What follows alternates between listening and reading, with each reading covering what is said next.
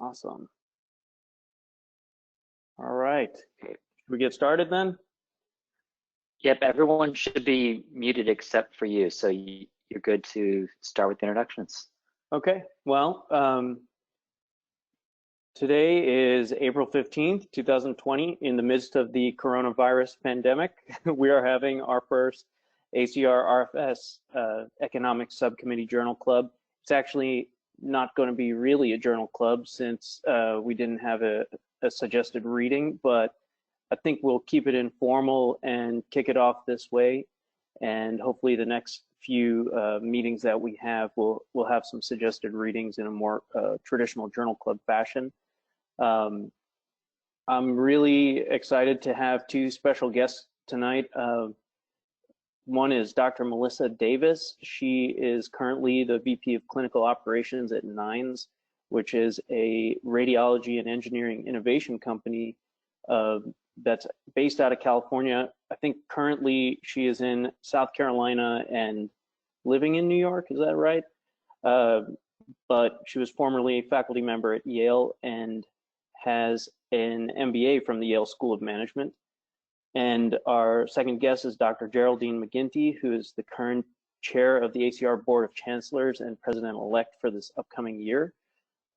She's a radiologist at Weill Cornell as a women's imager, and also has her MBA from Columbia and teaches in the Executive MBA program. So thank you guys for donating your time tonight. We really appreciate you being here, and hopefully we'll have a really interesting discussion. I'm imagining most of them are interested in business in some way. She started off with a little poll that Catherine put together to figure out where people are in terms of their, whenever the poll launches, you'll see a little select, like a button selection to kind of identify where you are, and hopefully by the mid meeting we'll have an idea of like whether most of the attendees are residents and fellows or currently in practice in the academic side or the private side, and we can kind of tailor the discussion to that. So thank you guys for being here. Thank you for having us. All right, I'm going to start off with Dr. Davis. I don't know you, so this is the first time I'm meeting you. Thank you for coming here. Could you just tell us a little bit about yourself and how you reached your position at Nines, and what is Nines? Like, what is the company all about? Yeah, absolutely. So I'm Melissa Davis, for those of you who don't know me. I'm trained as a neuroradiologist. I did my training at University of North Carolina versus both residency and my fellowship.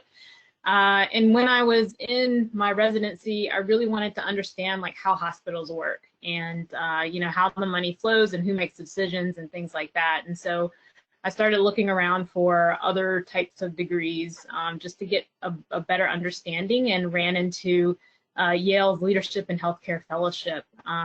It's a pretty unique fellowship, I think, across the country. I think, Geraldine, you might be starting something similar where you are. But this is basically you do an executive MBA and you work within the emergency department at Yale.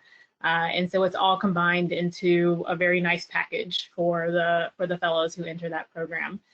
So I joined that in 2015, and from there got really interested in kind of two things. One is startup culture and understanding how you innovate and improve that way, but also like hospital clinical redesign.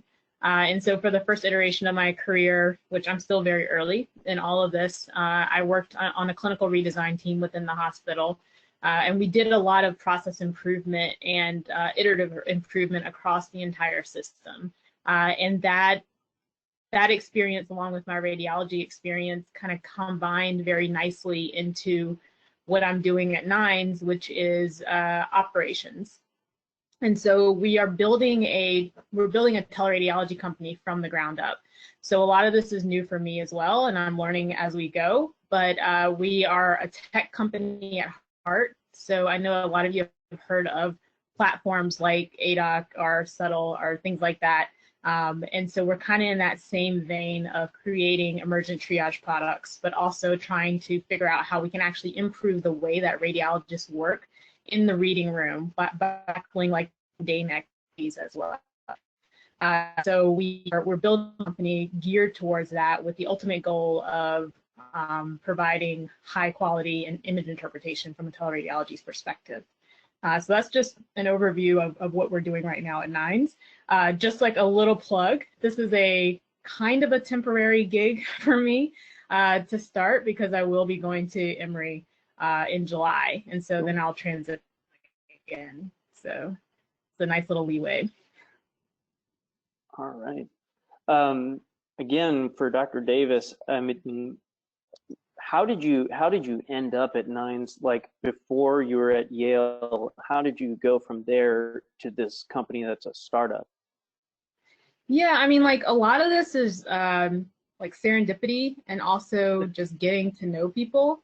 I was on the job market for the last maybe 2 years or so. Not because I wanted to leave Yale. I loved Yale and everything that we were able to do there. It has a very innovative spirit within it. But location-wise, I wanted to be in a different city. And so I just started talking to people. And I think that one of the best things that happened at Yale is that we created a partnership with a couple of startup companies, and I was kind of core and integral in some of those implementations within Yale's system.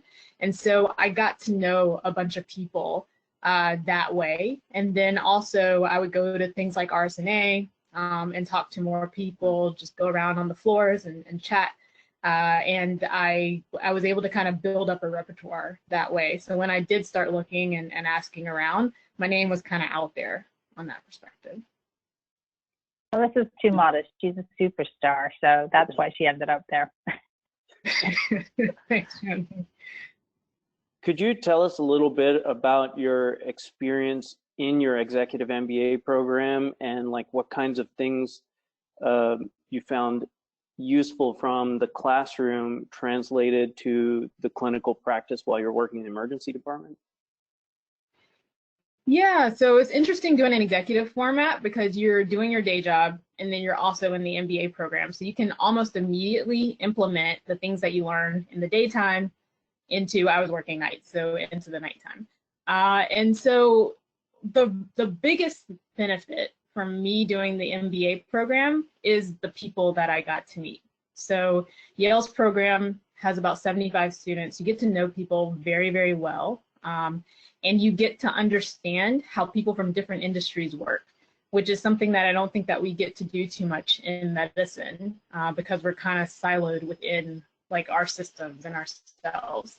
And so things like, I'm imagining just like there's this project called Cranberries, and I think Geraldine probably knows what this is. And some of you have done some MBA stuff, no, but it's just like process and how you get one cranberry, how you make cranberry from start to finish and get them on the truck and move them forward. Mm-hmm. And being able to think like that, I think was a great benefit. So I could see, you know, how do I get the patient down to the image scanner? How do they get scanned? How do they get back up to their room? All the inefficiencies and things that happen within that process, and start to make improvements by being able to break it down in that way, which is a way that I hadn't thought about before. So what kind of like process innovation were you able to implement? Like what would be an example of something that you were actually able to implement in the emergency department while you were there? Yeah, so I think the best thing that we actually did was actually very simple. Everything that we did was very data driven. And so we noticed that our usage of CT head was very, very high, for example. And I think this is high across the board. And understanding like why people got CT heads, why we got like 6-hour repeats, things like that. So we created a task force around understanding why those orders came through and what were the easiest ways to fix it. And honestly, like the easiest way to fix it was through increased transparency. So we created a dashboard where we showed every ED physician what their rate of ordering CT heads were in comparison with their colleagues. And this was built with them, so they were on board with this process. And we saw the rates drop by 60% just through transparency. So that was just like one instance of a way that we were able to fix it. And I think we were successful with this because it wasn't just radiology pushing it, it was neurosurgery pushing it, it was ED pushing it, it was the hospitalist group pushing it. So we had a very collaborative effort around that. Very cool. Very cool. Next, we're going to move over to Dr. McGinty. You know, a lot of your career highlights are well documented on the internet, you know, presumably because of the position that you hold in the ACR now and going forward. Could you share something maybe lesser known about your career path and maybe some hurdles that you have overcome in the process to get to where you are? Well, I think that the reason I went to business school was because I was fortunate to get a pretty significant leadership role very early in my career, pretty much almost my first job out of fellowship. I was hired at Montefiore to start an outpatient imaging center from scratch. I mean, I went to the construction meetings, I had to hire people, I had to, you know, figure out how to do the workflows and think about the billing. And you know, I honestly, I kind of winged it for a couple of years. And, you know, I had no idea. I didn't know what a CPT code was. I mean, I had no clue. And then that one imaging center became a bigger imaging center and became a network. And all of a sudden I had like a $30 million budget and you know, like 60 or 70 people working on my team. And I think it really felt like it was kind of fraying around the edges. And I was very fortunate that my department said, you know, let's support you, let's get you the toolkit that you need. You know, I taught myself Excel, but I just didn't have any of the tools that I felt I really needed to succeed. So as I say, I was fortunate my department didn't sort of say, you're not doing a good job. They said, let's support you in you know, becoming more skilled in these things like finance and negotiations and operations. I agree with you, Melissa. There's a way of thinking about process that business school gives you that I certainly simply didn't get in medical school. When I was an undergrad, there was a class that we took called Management of Organizational Behavior, and I imagine that almost all MBA programs do have a master's level course in that. How do you feel that augmented your ability to build that imaging center at Montefiore? Well, I mean, I think it's thinking about organizational behavior is something that I continue to do every day. And when I teach my students now, we spend a fair amount of time on looking at stakeholders, because most health systems, whether you're in private practice, dealing with a hospital system, or you're in a big academic medical center, or even if you're in the startup world, you're dealing with a number of different stakeholders. And I think the temptation, because I think in medical school, we're sort of taught to think on our own. We have to, right? When you have to make decisions as a physician. But what I think we don't spend time thinking about is all of the other stakeholders and how they might look at an issue or a process or a problem differently than us. The great idea that you have might not necessarily seem like a great idea to other stakeholders. And if you don't, Melissa, you talked about it with the ED, you talked about getting the ED physicians, getting the neurosurgeons on board. If you don't do that, you'll probably fail and you'll be surprised and disappointed. And so that's work that, you know, I've learned over the years, and I haven't always done it as robustly as I should, but I've learned that if I want to get an idea across, if I want to get a project approved, I have to spend that time. And that's something that business school taught me. It sounds like both you, Dr. Davis, and Dr. McGinty have touched on it a little bit, but could you maybe talk about what you think the importance is of programs like, you know, RLI, radiology leadership tracks, are for the development of, you know, people in our position who are residents or medical students, and how that can really boost them into careers like we're talking about now? I'd love to start, Melissa, and then I'll definitely turn it over to you.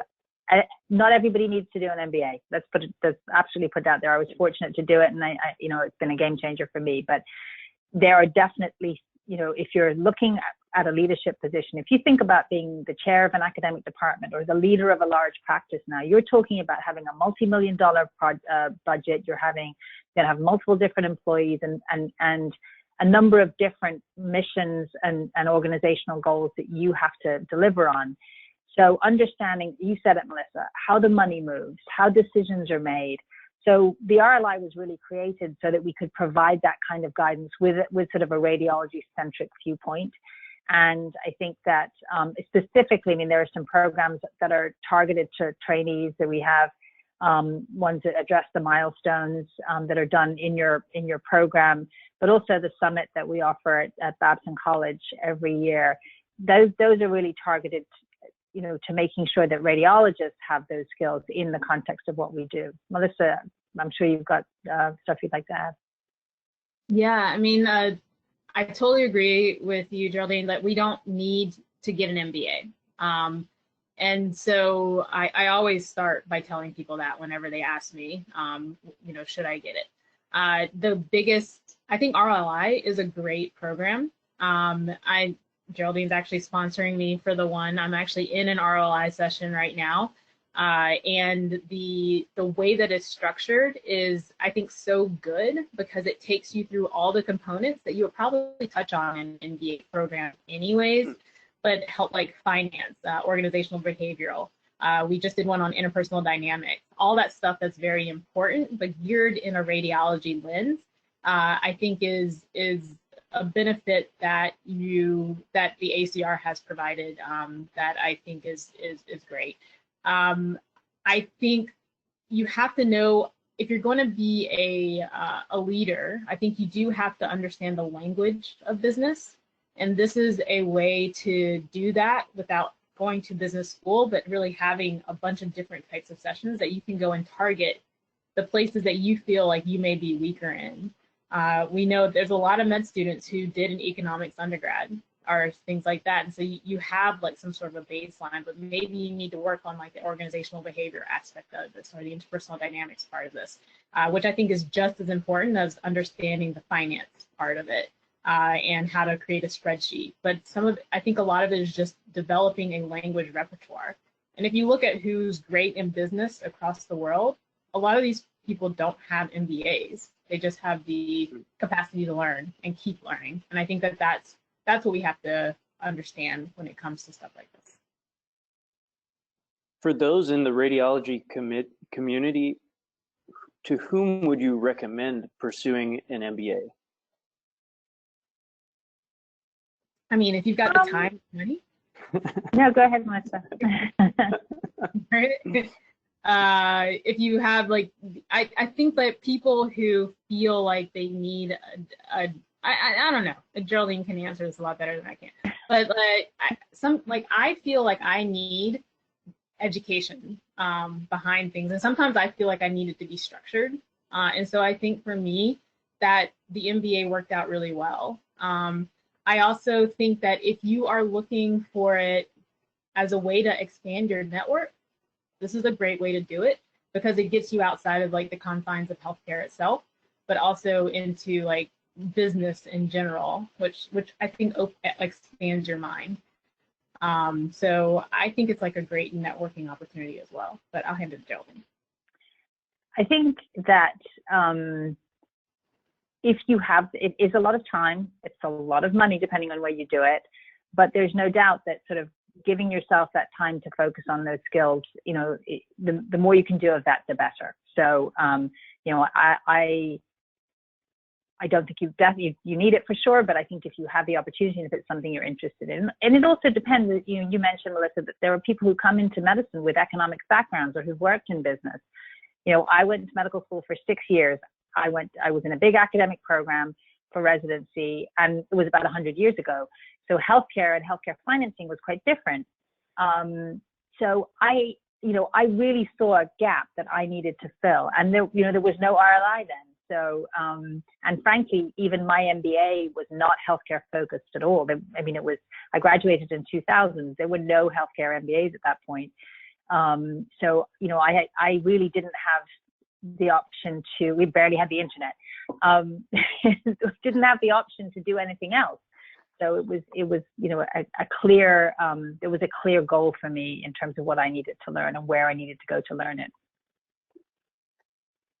I think those are great points that both of you have made about a lot of the MBA is developing the mindset and developing connections.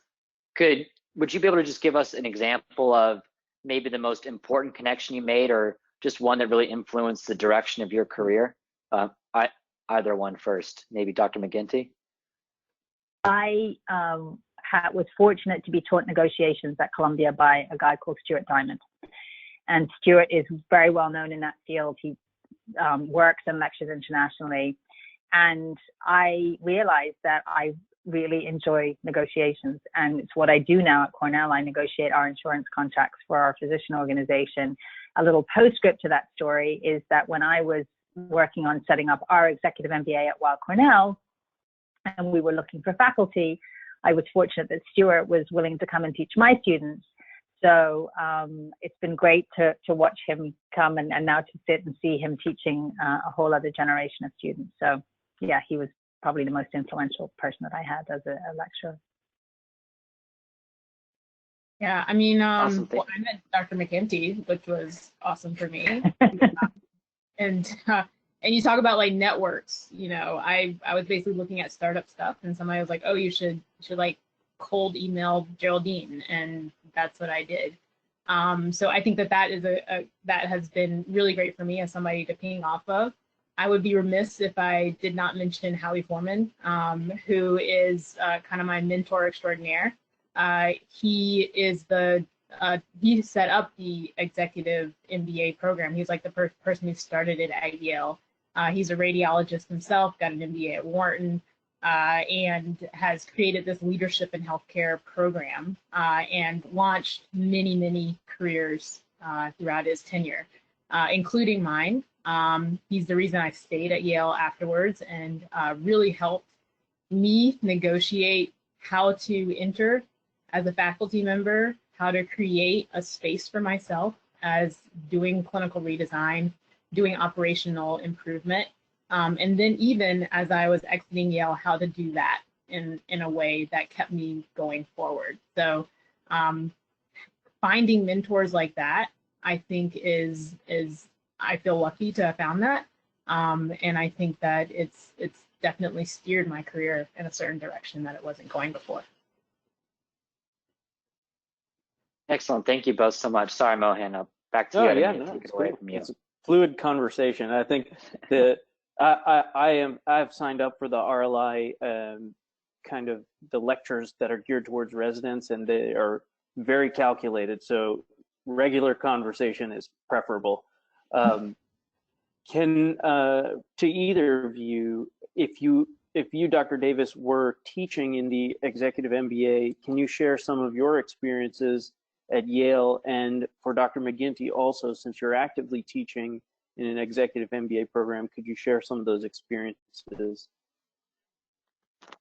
Yeah, so I think, you know, I haven't taught in the MBA. I've done a lot of TAing of courses and things like that.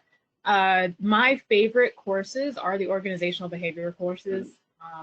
I think that it's very important. I took a class called Interpersonal Dynamics when I was there. It's a really in-depth class. You're in class for like 20 hours a week or something like that. You really need the time in order to do it. But it really starts to, you get to understand group dynamics very, very well, and how people interact with each other, how language works within a group, how like subtle movements can mean a lot to some people and very little to others. And you also get to know a lot about yourself, like how do you react in a situation? If I'm in a tense situation, what is my initial reaction, and is that okay or not, or do I need to shift? And so I think that, you know, if I were teaching an MBA class, that would be like one of the veins that I would go down in that aspect. The other place that I would go is in startups. So how do you think about what you're going to build as a company? How do you actually like go through the process of understanding what the need is, what the market landscape looks like, who your stakeholders are, how do you get an initial build? I launched a company while I was at Yale. It failed, so how to fail is always a good thing as well. And then also, you know, how do you pitch, and how do you talk to people, and how do you get people interested in your ideas and innovations. Those are like the two things that I honed in on when I was in the MBA program. So Melissa, you touched on something that I think is actually also a critical part of business education, which is this notion of working in teams. And again, it's very different from how we're taught in medical school, I think. And just the idea that you can be in a team where you bring a certain skill set, but you're certainly by no means, because you're a physician, there's no expectation that you know everything or that you're always going to have the answer. And we do a lot with our students around team building, and we do a lot of coaching for our students. We also are very thoughtful in how we curate the class so that we have a mixture of providers and non-providers.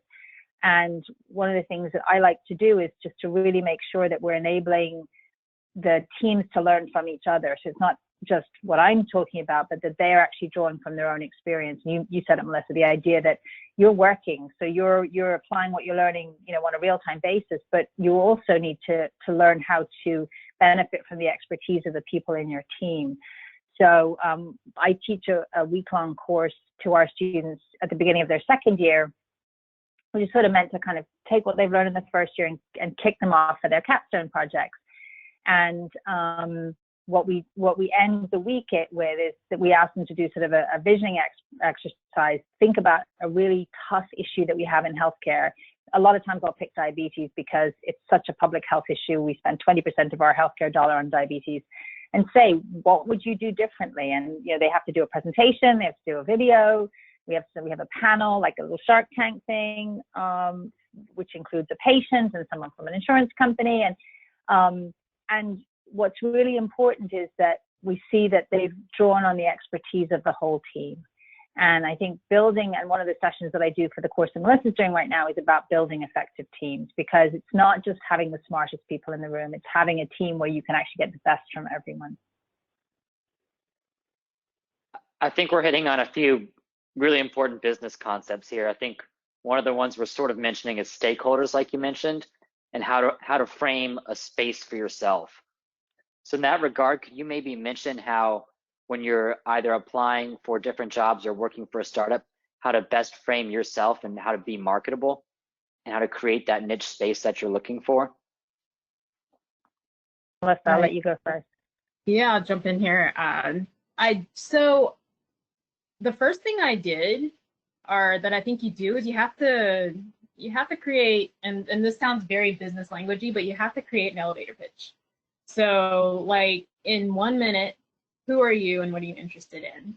And practice it, because when it comes, if you're like me, if somebody says, who are you? I just blank out. I'm like, I'm nobody at all, unless I've practiced it. So to be able to do that, I think is very important. The other thing that I did that I actually just learned in the last 2 years is I have 2 different resumes. I have one that is very academic and kind of just goes through my educational background and papers and stuff like that. And then I have one that is very business oriented, and it goes through all the things that I've done over the last couple of years that I think are geared towards whatever I'm looking for. In this case, organizational or management positions, and all the redesign process and project improvements that I've done. And so being able to talk about those things becomes important. I don't think that we as physicians are really taught to talk about success in that way. And so that's something that I think is very important to learn. What she said. I think that the CV and the resume is definitely, if you're going to have any kind of business career, your academic CV isn't going to resonate at all. And I think also, Melissa, I think you'll probably agree, just keeping track of what you're doing. Because when you sit down to put that resume together, you don't want to be trying to remember everything you did in the last couple of years. So just keeping a running tab on what you're doing. I suppose for me, and I'm a lot further along in my career than Melissa, at this point, it's about, there are things I can do and there are things I have done. I had a very operational role at the beginning of my career. I don't do that now. I don't, and frankly, actually, I don't really have anybody that reports to me, and that's intentional. My role is more about strategy, and even my contracting team, they report up to our administrative structure, because honestly, managing people it's a skill and it takes an enormous amount of effort. And right now my interests are elsewhere. But having that sense of, okay, I can do this, and if you need me to do it, I will, but here's what I want to do. And here's what I think here's how I think I can best contribute to the organization. And knowing that and being able to sort of say that in a crisp way. I totally agree. One of the other things, as you were talking, I remembered that when you were talking about like doing the things that you want to do, I think that that's very important because you want to be happy in the long term with yourself. And so when I was looking for jobs, one of the things that I did is I wrote myself a job description, and I shopped it around a little bit and just to like see like what the reaction would be if I said like this is the job that I actually want. Which I thought that was really important. I do think though, you know, if in the business world, and this is something that I hear people say about women, that it's really important that you have at some point you have a P&L, that you are responsible for a bottom line for the organization. I don't technically have that now, but I am responsible for our contracts, and those feed directly into our bottom line. But you know, that, especially in a business world, I think is a clear sense that you know how to run the business if you're prepared to take responsibility for that. Sorry, P&L, profit and loss. I'm sorry. Can I ask you a follow-up question on that? Right.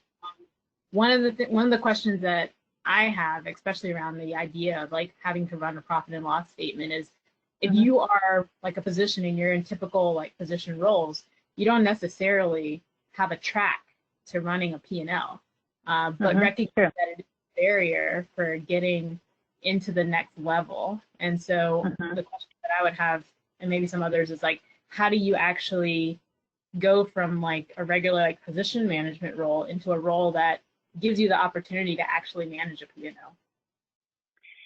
I think one thing I might suggest is to treat any administrative role that you have as if you're responsible for the P&L. So if you're a division director for breast, understand how your department contributes to the department's performance, not necessarily the bottom line, because obviously, especially in an organization like mine, we have a tripartite mission. It's not just about the clinical, it's about teaching and research, but really own that business.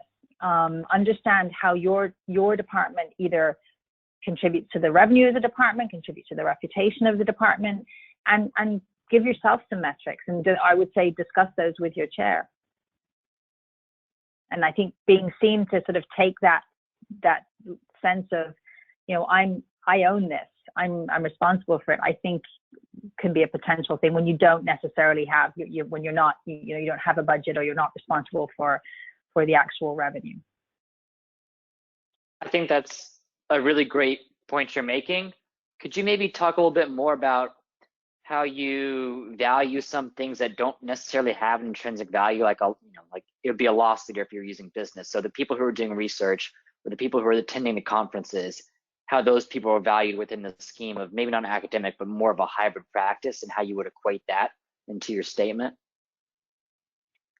Well, actually, I'd love to hear from Melissa first, because you had a role in the hospital that wasn't necessarily a departmental role, but clearly it was something your department supported. So how did you articulate the value of what you did? Well, I think thinking about it from like a hospital level is important. So understanding like our chair reports directly to the hospital and reports to like the board of directors. And so everything that your team does, if it can promote improvements at the hospital level, is actually a benefit. And so that was like the first way that I think that I was able to get into it. I was able to expand that role because as people get to know who you are across the hospital system, you become like a point of contact, even at the departmental level, for making improvements that ultimately affect the bottom line of your department. So for instance, we had a lot of issues with getting patients to the MR scanner at a department level. And so I became the point person to say, you know, how are we actually triaging patients to the scanner, especially in the emergency room, because I was running the ER at the time. And are there ways for us to actually shift those patients away from the hospital when they come in, like maybe with a potential TIA? There are a lot of protocols out there where the patients get like a very quick MR scan, and then they get discharged and sent to the stroke center, as opposed to going upstairs waiting for an MRI for like 2 or 3 days because we're so backed up, and costing the hospital a lot of money that way. So we were able to show like quick improvements from a radiology perspective with workflow, which made radiology look good, and also from a process and operational improvement through the emergency room, which got patients out of the ED and actually lowered costs significantly, which showed financial improvement. And all of that was credited back to the radiology department because I was a part of it. And so being able to do things like that, I think, becomes important as well. That's a really great example. Thank you. Yeah. I think it's about making sure that you're working on something that's meaningful to your organization. So, you know, look at your organization's strategy. Look at what your organizational leadership is telling you is important. When I started the strategy function for our physician organization, I was lucky from a timing point of view because my boss, who happens to be my radiology chair, but is also now the CEO of our physician organization, was coming into the job new, plus our dean was new. So both of them were articulating very clearly what it was that they hoped to do in the job. So what I was able to do, and it's easy, most of this stuff is publicly available, is think about what I could do and then what I could say I had done that was directly aligned with what they thought was important. I mean, you know, what is the problem that you are trying to solve for the organization? And, you know, because if you decide you're going to work on something that your organization has not said it is a priority, that's great, but don't be surprised if nobody's, you know, celebrating you for doing it because it's not what they've decided is important. For those of us who are still residents, which it looks like the majority of the attendees are, how do you think that we can get involved in both organizational behavior, like logistics and operations, during our training, as opposed to like having the time to pursue an MBA at this time, right? Yeah. I'm going to go on record and say that I'm not sure I would advise anyone to do an MBA during residency. I think you want to be, you know, you want to be in a position where you're actually able to apply what you're doing. And, you know, there's a lot to learn as a resident. So I think certainly getting some exposure to some business concepts like through the RLI is fantastic.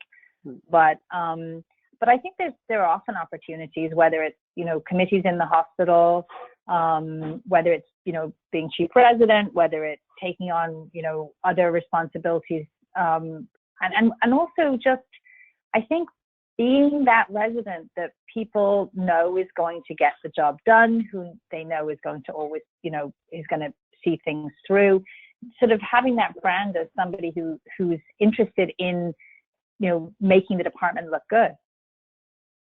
Melissa, I don't know what you think. Yeah, I mean, I'm gonna double down on that recommendation to focus on radiology when you're a resident. Just because you don't want to be seen as somebody who's not interested in the field that you've chosen. And there's a lot to learn here as well. And you're busy. And the MBA, I think a lot of people think that the MBA is not as intensive as it actually is. And so you want to be able to like spend the time and do it right if you're going to pursue an MBA. And so I agree, like, focus on residency, focus on learning radiology while you're in residency, and then you can do the rest later. I think there's a lot of opportunities for residents to get involved as they want. Not student government, I'm thinking about like colleges, but like the governance council in the hospital, resident governance councils are a very good place to start for this if you're interested. I did some quality work. So if you see a problem, try to fix it. So we did like some lean process improvement work and some Six Sigma work at UNC when I was there, and I joined those projects as a resident. And we had a lot of residents who would say, okay, so we need to fix how we take call. Well, go ahead and fix it as a resident. That impacts you on a day-to-day basis as well. And that gives you insight into what it's like to do this type of work. For those of us who don't know or are not familiar with what Six Sigma is, could you just briefly explain what that is? Yeah, so Six Sigma is really like it's a way to improve the quality of what you do over time, and it's kind of like karate. So you get belts, and each belt is like a level in the process improvement process that you've learned. I don't know the better way to explain that, but that's basically it. It was that the whole movement was sort of born in actually at Toyota, this idea that you would really focus on process, and it's had a lot of applications in healthcare. You know, and there's a particular way of looking at processes and trying to improve them. So yeah. Yes, I forgot to mention one thing at the beginning of the web meeting. There's a chat box in the control panel on your screen, and for any participants in the meeting who want to ask Dr. Davis and Dr. McGinty questions, please just submit them in the chat box, and we'll set aside a couple minutes at the end to read them off if y'all are willing to take questions from the audience.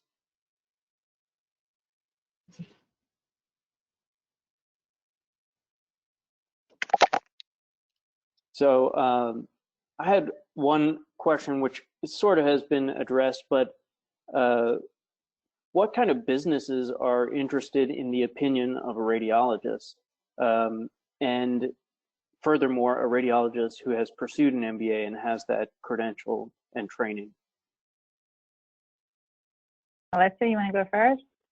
Yeah, I mean, I think the first thing in that question that you have to remember is that you're a physician, not just a radiologist.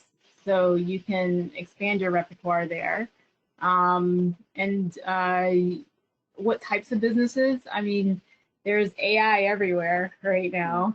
They're all interested in radiology and radiologists. So that's like one specific place. I've been in contact with all types of businesses.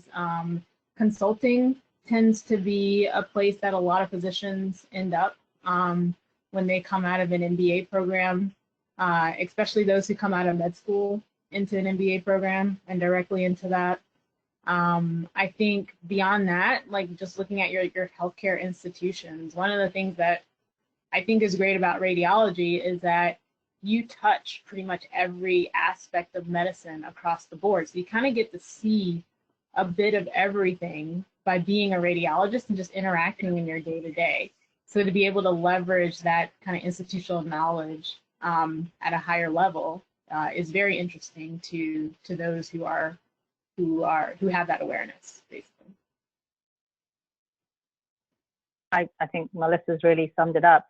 I think I've seen radiologists working, as you said, in consulting, in the health insurance industry, obviously health system leadership, and you know there are for-profit chains. One of the senior executives now at CHS, one of the big for-profit healthcare chains, is now a radiologist. So there are many opportunities if you choose a business career. Cool. I have not received any questions from the audience yet. James, you have any questions that you would like to have them addressed? Sorry, I was having technical difficulties a few seconds ago, but I do have a few questions. Please. Could you maybe give an example? You know, you've got to the point of getting the MBA and doing all that. Do you have examples of current resources or sites that you're using for ongoing learning and developing those business skills and keeping them up to date? You know, especially with all the new informatics and the new AI technology modalities coming out nowadays. Yeah, so I mean, I read JCR a lot. And also HBR, Harvard Business Review, is a great resource. Pretty much constantly being able to get information from like a business perspective. Other than that, like it's interesting, like an MBA program, a lot of our resources end up being like news media. So New York Times, Bloomberg, places like that you can always go to get some information about what's happening in the world. And a lot of times they have embedded in there a lot of like business terminology that you recognize once you learn the language. Yeah, actually, I would say my big focus right now in learning is that I have to teach I think I may have to teach my class virtually this summer. So I'm spending a fair amount. Harvard has great teaching materials, so I'm spending a lot of time thinking about, you know, how to make that online learning experience as productive as possible. But all the sources that Melissa cited, and I read The Economist most weeks, and I read the FT, Financial Times. I think, like you've both mentioned, a lot of it is just understanding the language. And I know, at least for me in particular, I found that Harvard Business Review, at least just to cover the basic terminology, can be incredibly helpful. That's always something that I've always recommended and thought was probably one of the most beneficial things, because otherwise you just sink and you don't know what's happening. Another question I had that I thought was fun is, you know, everyone always has the CVs of their accomplishments. Do you have a most important failure or an experience that doesn't necessarily a failure, but it didn't take the initial direction that you intended, and how you know, pivoted and learned from that? I'm happy to share. So as I said, I created the Chief Strategy Officer function at Weill Cornell. Not that they didn't have a strategy, but they hadn't had a person in that role. And I completely misread the organization's appetite for sort of traditional strategic planning. I thought I would go in there and we would do a strategic plan like I had done in a number of organizations, and it would be, you know, it would go the way I thought it was going to go. And I did not do the stakeholder engagements, and I did not read the organization. And basically our executive committee were like, we know what we need to do. We don't need to do that. Go away. And what I really had to do was sort of step back, look at what the organization said was important, think about how we could get there. And we ended up getting to where we needed to go. We did some great scenario planning, honestly, about a year ago, which I think has really put us in a great position for the crisis we're dealing with right now. But I completely tripped up there, and yeah, learned a lot. Got one question. Oh, go ahead. Go ahead. Oh, sorry, I was going to tell you my failure. I'm too early to have failed a lot. I feel like I'm looking forward to failing more, because I think that failure is very important and we don't talk about it enough. And so we always think that everybody's just succeeding all the time, and it's not true. But, you know, one of the things that I started a company a couple of years ago, and we were focused on like sepsis management in the emergency room. And we got some startup funding. We ran it for like 2 years trying to get it off the ground, and really just couldn't get it to go. And one of the things, and I learned a lot about taxes and business tax law on the way down as we tried to like extricate ourselves from it. I also learned a lot about understanding stakeholder feedback and making sure that you're getting the right type of input whenever you're trying to build something, which I think is a place that we probably misstepped the most.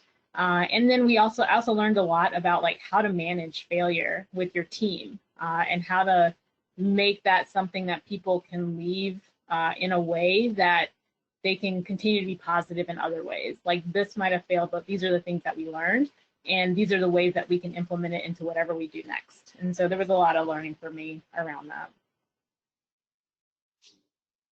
Awesome. I think that's a great point. Could you maybe expand a little bit more on what you mean by the correct input?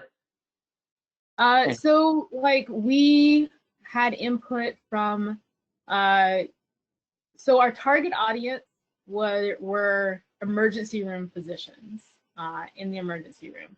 But most of our feedback was from the hospitalists on the floor, which is a different perspective than if you're in the ED managing in a different way. So the tool that they actually needed in the ER was different than the tool that we actually created. That was a very hospitalist perspective. And so once we started to figure that out, we were able to kind of mitigate and change and try to pivot the way that our tool would actually operate, which actually went into a completely opposite direction. But you know, at that point, it just didn't make sense at that point to do what we were trying to do. Absolutely. Thank you for that example.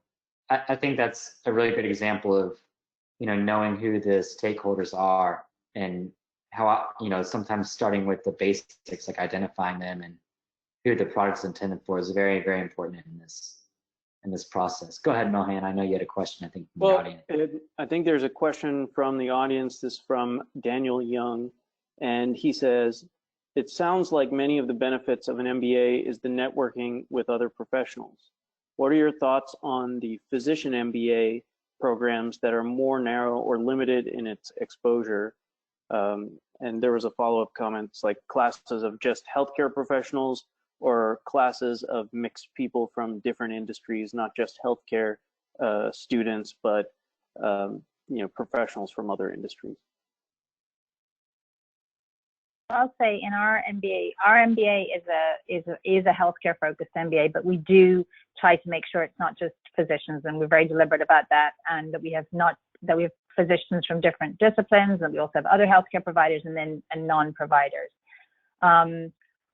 You know, I think that my own MBA, there were a couple of doctors in there, but there was no healthcare, and I made some great friends, but I didn't necessarily create sort of a professional network out of that. So I think that, you know, you do have to do the work. If you don't have that many other healthcare people, you might have to do a little bit more work on that. What do you think, Melissa? I think you're right. I think like the way that our MBA is set up is like a nice hybrid between the two, where the first year is general. So we have people from like asset management, sustainability, healthcare. Those are our major tracks. And so you're kind of intermixed in with everybody. But a third of that class is healthcare. And then the second year you are healthcare, and they limit the number of physicians that are in the group so that you do have that mix of people who are in all realms of healthcare and not just physicians. I think that is very important because otherwise you're talking in a tunnel the entire time and you don't get to see the other perspectives that happen in healthcare, which is very important. I agree with Geraldine, like your professional network ends up mostly being healthcare. So you have to be able to develop that, especially if you're in a non-healthcare oriented MBA. But I learned so much from our finance, like our asset managers and the sustainability folks. I'm still connected with them very closely. Some great friends out of that. And then also the perspective is just completely different. The way that finance people see the world is completely different than the way that a healthcare person sees the world. And it can be shocking to you. So like to be able to like see that and understand it, I think is very important too. I definitely agree. You got one question actually from my dad. I invited my dad to join the webinar. So cute. He asked, what do you think the practice of or business of radiology and radiology specialties will look like in 10 years? I'll let Geraldine take that first. Wow, that's not a question that we can really tackle in the remaining five minutes. You know, I think that we're already seeing a real shift in you know, how we look at things like AI. So obviously, I think that's going to play a part in how we do our jobs. I'd like to think that in 10 years, we will have a much more integrated approach to diagnostics, that we won't be issuing imaging reports, but we'll be issuing reports that pull in genomic data and pathology data and are more focused on answering clinical questions, and that will be more integrated with the rest of the care team. You know, I'd like to hope that we will continue that journey out of the dark room and out of the locked door. So I'd like to think we'll be more integrated and embedded, and I know we're going to be using AI tools. Yeah, I totally agree. Like the ideal state is to be able to create a report that is comprehensive and very focused towards the clinical question. I think if we do that over the next 10 years, then we've succeeded tremendously. I think that we're also going to see a lot of changes in workflow potentially with like the way that we're implementing not just artificial intelligence tools, but understanding like how our technology works at baseline and where the gaps are.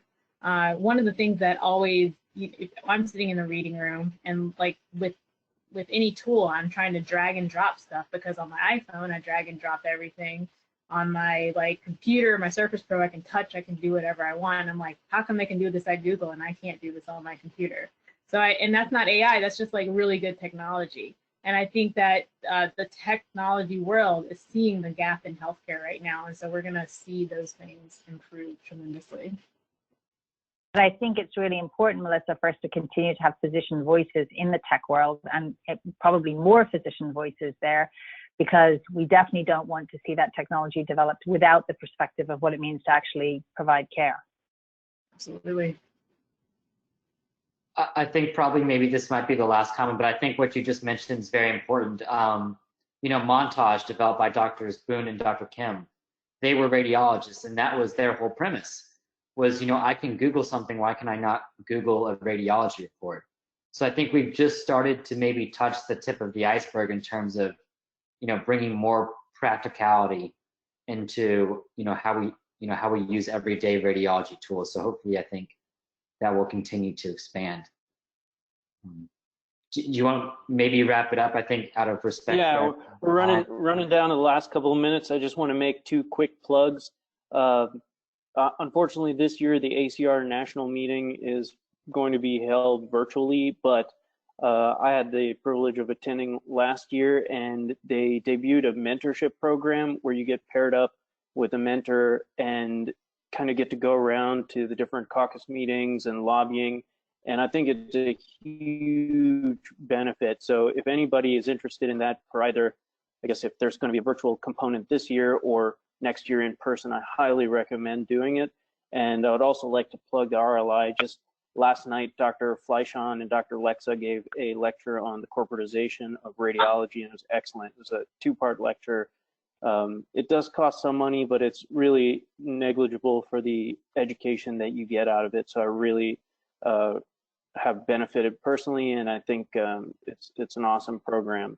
So those are my two little plugs. And if Dr. McGinty and Dr. Davis have any, you know, personal plugs they want to put in, now's the time.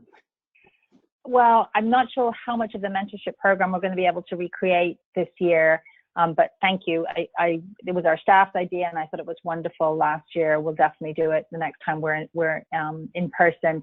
There's a COVID-related leadership webinar through the RLI tomorrow evening that I think will be a really interesting. I know one of my colleagues, Jake Kazam, who's very influential in our response, is going to be part of it. So definitely check that out. I don't have any plugs, but if you're more than welcome to reach out to me at any time if you have any questions or you didn't get to ask something that you wanted to ask of me. I'm happy to chat. Likewise. Definitely. Yeah, and we can have Catherine get the contact information to those who attended. And real quick, have you guys been listening to any music or watching any movies or TV during the whole coronavirus, you know, slowdown? I think I've run out of Netflix. Definitely. I watch disaster movies, so this isn't doing well for me. Oh, man. One thing I am not watching is Tiger King. I watched the trailer and like, no, that is too, the world is too crazy. I cannot watch that. Well, Dr. Davis and Dr. McGinty, thank you so much for taking time out of your evening to join us tonight. It's very generous of you to do that.